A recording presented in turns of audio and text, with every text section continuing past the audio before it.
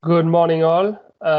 Apologies for the delays. A few IT issues with the whole thing. Welcome back to Spark to Sport. Welcome back to a new week of hopefully stimulating talks. Before we start, just a little bit of housekeeping. Please make sure to have your microphone on mute, your camera off, and if you wish to ask any question, you can do so by pressing the button Show Conversation and type up your question in the dedicated section. Quick reminder, in case you have not been able to attend some of the talks over the last week, you can access all the previous talks via the UCC Sports YouTube channel. Today, we are welcoming Joe Normoyle. Joe is a physiotherapist at the Mardyke Arena UCC Clinic. He qualified as a physio in beautiful Edinburgh back in 2011 and has since worked with several sports teams such as the professional soccer clubs Hearts FC, Munster Rugby, the Scottish and the 21 hockey team, and many, many more. He is a certified Pilates instructor, acupuncturist, and he is certified with the Titleist Performance Institute for Golf. So Joe, welcome to the webinar. Thank you. It is safe to say that COVID-19 has impacted on our daily life and our level of fitness. As a physio, so what is your interpretation of this disruption? Yeah, so Jeff, thanks a million for having me on. So the pandemic is it's had a extraordinary change in routine for everyone. I mean, we're all acutely aware the closures to universities, workplaces, gyms, pools, playing fields. So that's had a massive impact on everyone's life. People have had to change now to working or studying more so at home. From a physio's perspective, that may lead to detrimental effects such as increased time sitting, working in non-ergonomic workstations or study stations, and reduced time on feet. Just from speaking to a few patients over the past few weeks, probably noticed that, I suppose, one side of the coin, there's been a positive effect. We see a lot more people out running and jogging, cycling, walking, and that can lead to its own issues such as overload injuries. And then the flip side of the coin is, I suppose, the mental battle, where you can be going through a reduced motivation period where you're just not feeling the exercise. You prefer to maybe sit on the couch and watch Love Island or something like that. And that leads to our deconditioning, increased sitting time, reduced fitness levels.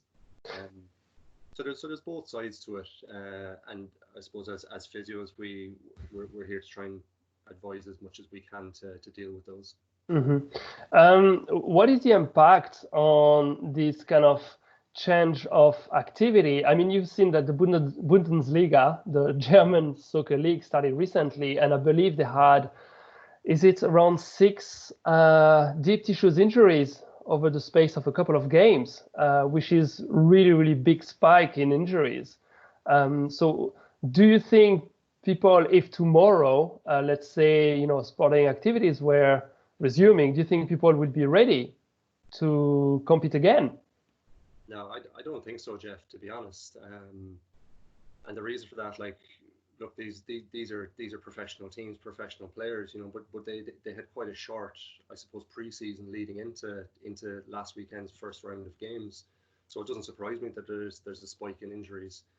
I suppose because we're so restricted in our facilities where we can train and the types of training we can do, when you do get back to competitive sport, I think that there's nothing like being on the field, and playing games or being involved in a competition. So you need to build up your tolerance towards that, and that doesn't surprise me that their tissue tolerance wasn't where it needed to be, and we get these breakdowns. So moving forward, in terms of as a physio, what kind of guidelines and recommendation could you give us? I mean, Trevor spoke about it on the first talk of this webinar, but can you maybe give us your point of view, your advice? How would you say to people, in terms of activity? Because at the moment, there's so many joggers out there. There's so many people doing exercising, which is a great thing. I think there was a study from, is it DCU, Dublin University, over the past couple of days showed that the amount of people exercising is gone through the roof.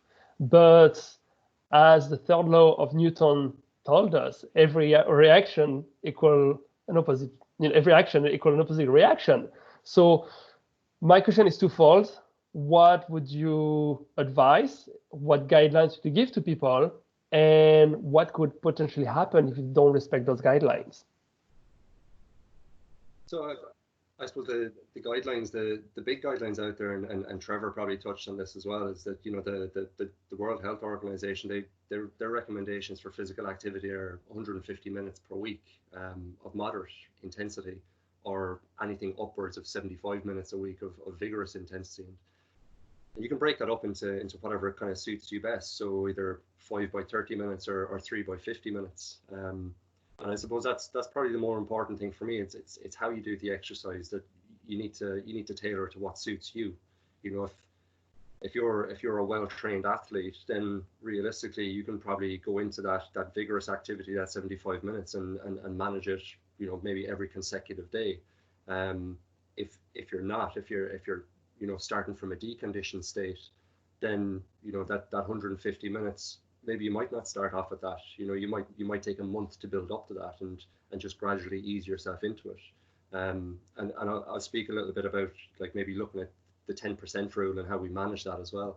But I suppose the important part for me around this as well is that this isn't just about your physical activity. This is your mental well-being as well. So the benefits of physical activity are there's countless benefits. And there was a study done in 2018 in the British Journal of Psychology, and they basically concluded that as little as 15 minutes of aerobic activity boosted brain function and memory. And they also concluded in the same study that standing is better than sitting. So we've all changed our work practices or our study practices in the last 8, 10, 12 weeks. So we need to be aware that this isn't just about getting out to get ourselves physically fitter. We need to look after the mental side of it, and the physical activity will feed into that. Enjoying the activity is massively important, and we're a little bit restricted now just with the lockdown in what activities we can do. The garden centers just reopened, so it's a big deal. You're definitely one for the green fingers, Jeff. Anyway, so the activity that we do, it's not so much about exactly what you're doing, it's about what you enjoy doing. Because if you enjoy doing it, then you're more than likely going to have a better routine to get out and do it maybe 2, 3, 4 times a week. And this is a conversation that we have with all of our patients in the clinic. There's no point of a patient coming into me who hates cycling, and I'm telling them go and sit on a bike for 50 minutes during the day. We need to, like I said, obviously we're a bit restricted at the moment, but try and find those activities that you enjoy doing, either through online classes, or get yourself out in the fresh air, go for a walk, go for a run, try different types of running, and then maybe mix that up a little bit between your aerobic exercise, your cardiovascular system, and then maybe a little bit of strength work. And that strength work can even be just body weight exercises. I suppose one of Sorry, so I was just about to say, you involve different type of populations. So you would have the general population, and correct me if I'm wrong, but you're the physio for Cork City FC, and then you have that cohort is a different type of population to the general population. So what would you say to, firstly, my question, are you in contact with, athletes from soccer player from Cork City, and what would you say to them? Because the dynamic, the focus is radically different than the general population. The enjoyment is not there. The enjoyment is not as important. And now suddenly it's about performance, remaining active. Absolutely, yeah. And I suppose that was the next topic I was going to come on to. So with regards to the athletic population, I suppose it's really important for the athletes, and in my case the Cork City players, to have a good support network, a good support team around them. So that comes from the S&C coaches, maybe some sports psychologists, maybe your sports med doctors. And then obviously the physios as well. So being able to pull on those resources to try and, I suppose, tailor their programs. So going back to the Cork City lads, like they will all have their own strength and conditioning programs that have been set by the S&C coach, and then several of those players will have their own add-ons to do as well. So, you know, one of the players might have a little bit more hip and groin, maybe mobility and strength to do, because maybe that's a problem area for that player, or players had maybe a little bit more posterior chain or a little bit more hamstring work to do because of previous injury or previous surgery. So they'll all have their own kind of generic S&C programs to do to keep up their fitness levels as much as we can, and then they'll all have their own little add-ons to do as well. So you need to be a little bit with your athletes, and you know more about this than I would, but you need to be a little bit more specific with your training for your athletes. With the general population, it's just a case of getting out and getting active, you know, and it doesn't really matter what activity you do as long as you're doing something and trying to hit those 150 minutes a week, and being sensible. So I might just go back to that for a second, Jeff, just to speak about that 10% rule. So when we're maybe giving advice in the clinic about, you know, someone comes in and they maybe want to run 5K, for example, we might just advise them, maybe look up a couch to 5K, you know, because they're really structured. They're really structured running programs. And I think that's really important, because if we try and stick to that 10% rule, so, you know, let's just say you can run 5K and you want to bounce it up to 10K, you know, maybe for the first few days, just start off by increasing by 10%, you know, go from your 5K up to 5.5 or maybe 6K maximum, you know, and then over the course of the next 4 weeks, 6 weeks, you're gradually building on that. And that's really important, because your body needs that time to adapt. So for the general population, it's just a case of doing the exercise that you enjoy doing and giving your body time to adapt to it, you know, pacing yourself as much as you can. And I think variety is quite important. So, you know, if we go back to that 5K, you know, when we were stuck within our 2 kilometer radius of our house, like running 5K gets pretty tedious, you know, after the fourth or fifth lap of the housing estate. But there's different types of running, like, you know, there's like the Swedish speed play, like fartlek running, you know. So it's just a case of mixing it up, where, you know, like fartlek running is like you're out jogging, then you might pick a lamppost and speed up to that lamppost and slow down again, or to the next crossroads you're going to increase the pace again a little bit more. So it's probably better if you can do that in groups, because you get each person to kind of pick the next speed play. Mm-hmm. But you know, it's just having that variety, because it keeps you mentally stimulated as well. Yeah, I found, like, for example, as sometimes help, like apps such as Strava will really help, because in relation to I see where I run by the forest and all that, and there's always you're able to compare times with people who would have run on the same track or the same path as you do. So there's kind of a virtual interaction there to kind of help and stimulate you in your run. But my next question is more or less centered around patients and people that you will be seeing. Now, the world stopped for 2 months. And suddenly you have all the social distancing and all that. And as a physio, how are you able to keep contact with your patients? And are you seeing, when you have contact with those patients, are you seeing some kind of injuries a bit more popping up, a bit more than usual, than the normal times? Yeah, absolutely. Yeah. So we've been keeping in touch with as many of our patients as we can through emails, phone calls, Zoom chats. So using telehealth to try and catch up with our patients. And obviously we're in a position where, you know, we can't offer any hands-on treatment at the moment. We'll be hoping to review that over the next few weeks to try and get back into clinic. But at the moment, what we're looking at is just trying to do as much as we can from an online assessment point of view, or over the phone, and then giving as much advice as we can. And then we use software to send on exercise programs, so we can tailor an exercise program specific to that patient and send it on. We'd usually let them off for maybe a week, 10 days, and then catch up with them again to see how the exercises are going. And, you know, if things are progressing well, we'll progress the exercises. Otherwise, we'll just take it as it comes. And like I said, we're looking at maybe reopening at a reopening pathway, but we're just at the starting point in that. Mm-hmm. With regards to the injuries, we'll probably see a lot.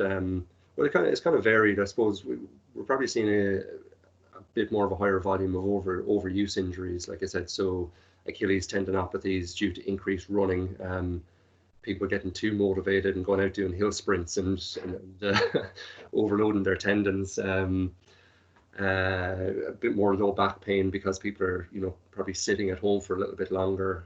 They're maybe sitting on a chair that's not ergonomically set up well. Maybe a workstation that's not set up well.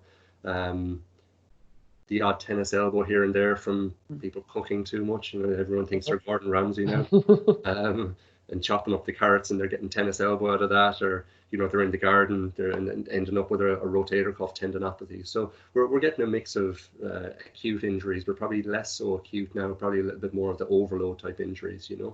So after, like you mentioned, people picking up running and taking on running and running a bit more than usual. In terms of recovery after their run, would you advise them to do maybe stretching or foam rolling? What would be your point of view regarding those tools, or maybe cold shower if they can't take it? Yeah, if you can stand it. Yeah, I think if you're within 5 kilometers of the sea, you could always go and jump in the sea now. Yeah, absolutely. So from, again, I'm just going to maybe bounce back to the general population. I was talking about that. So from when we're sitting for long periods of time just isn't good for our bodies. So typically, if we sit for any kind of prolonged period, we're going to tighten up in our hip flexors, hamstrings, calves. Back is going to feel a bit stiffer, neck, pecs. We're just going to stiffen up a little bit. So we need to maybe specifically target those areas. So definitely, after you've come in for a run, you should warm up, and ideally you should cool down. But before you go for the run, if you've been sitting at your computer for the last 4 hours and then you decide you want to go out and, increase your distance by, 2.5 kilometers, you're not in a biomechanically good position to do that.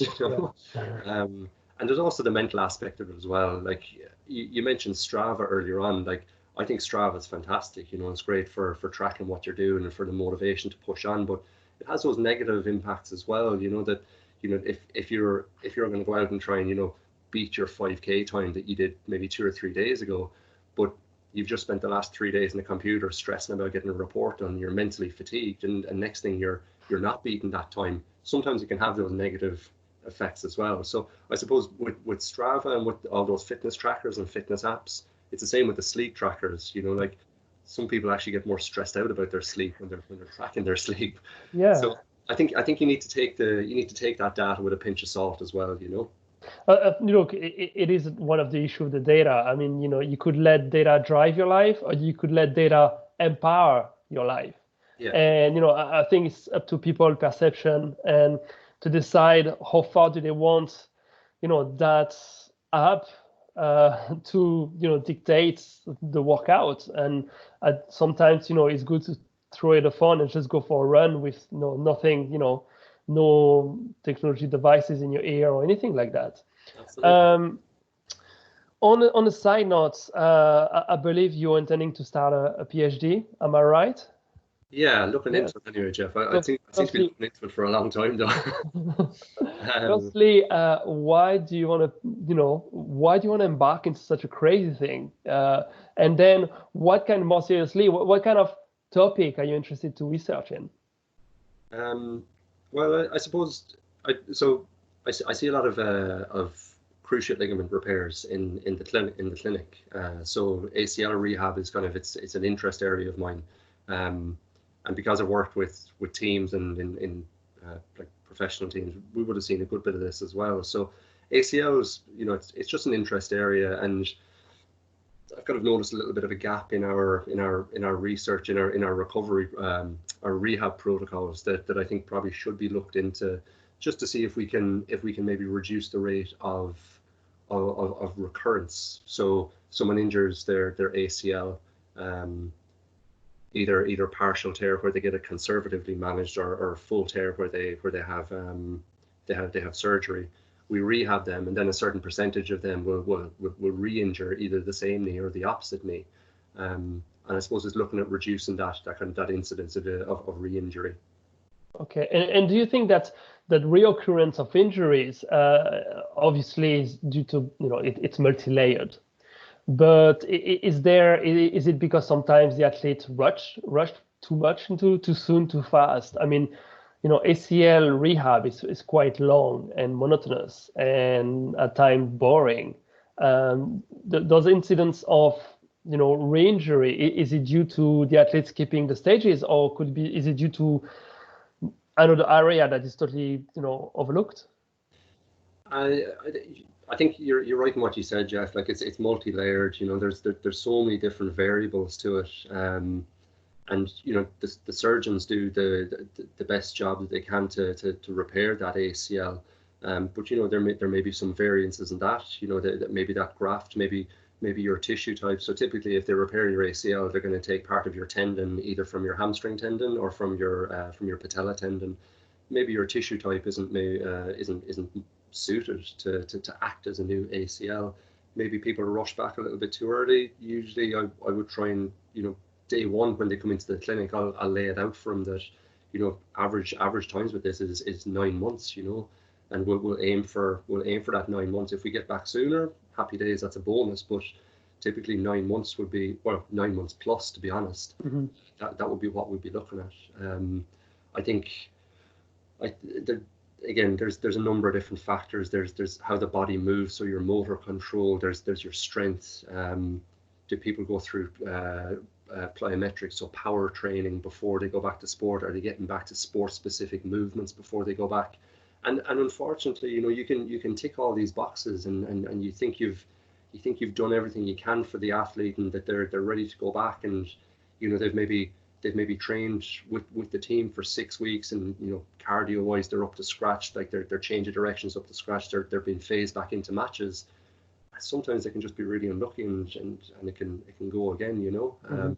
And that can come down to body type as well, to morphology. So your tibia, your shin bone, sometimes the slope on your tibia can lead into the I suppose the kinematics of how your knee joint moves as well. So there's so many factors. So we can't just tie it down to one thing, but I suppose we have to take them all into consideration, and our job is basically to minimize the risk of re-injury as much as we can, So time is a really important factor for me. You need to give your body time.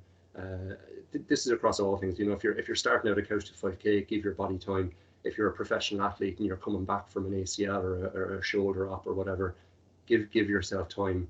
And then the other side of that is the coach is going to be breathing down your neck to get them back on the pitch as soon as you can. Of course, I mean, you always have the duality of, you need to be mindful, you need to take time, you need to be patient. But I don't think sometimes, we live in a society that value patience and mindfulness. And I think maybe that lockdown, taught people to take their time and to learn a little bit more about their body, and to, maybe avoid, running frantically 30K every day. That's maybe not good for you. And I think that this lockdown was, maybe if we had to take one good thing from that lockdown, is take time, just pause. It's okay just to pause, and you don't have to complete all the things all the time. So just to conclude it, when are you hoping to start at PhD? No pressure. Yeah, thanks, Jeff. I was hoping to maybe start in September, but we'll just have to see what's happening. Everything is just up in the air at the moment, I think probably the most important thing for us at the moment is to get back working in the clinic in a safe manner. So we're putting procedures and policies into place now that we can do that. And then once we get back and see where the lie of the land is with the clinic, then I'll pick up the PhD from there. Where can people see regarding the updates regarding the clinic, and when is it going to be open? Is there a place to go? Is there some website that they can go to and check out the progress? Yeah, so if people are interested in either getting advice from one of the physios from the Arena Clinic, you can find our details on the Mardyke website. So the Mardyke Arena website, we're embedded in that. So you'll find the Arena Clinic section within that. And if you just fire an email to the admin, okay. So that's arenaclinic@ucc.ie. we'll pick that up, and then we'll get back in touch as soon as we can. Okay. Well, Joe, thank you so much. It Nice was to great meet you. to have you on.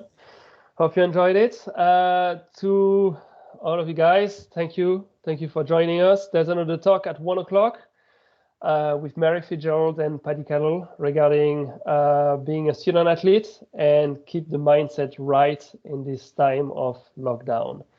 Thank you so much, guys. Hope to talk to you soon. Joe, thanks a million again. Thanks, Take Jeff. care. You're a Bye. gent. Thank you.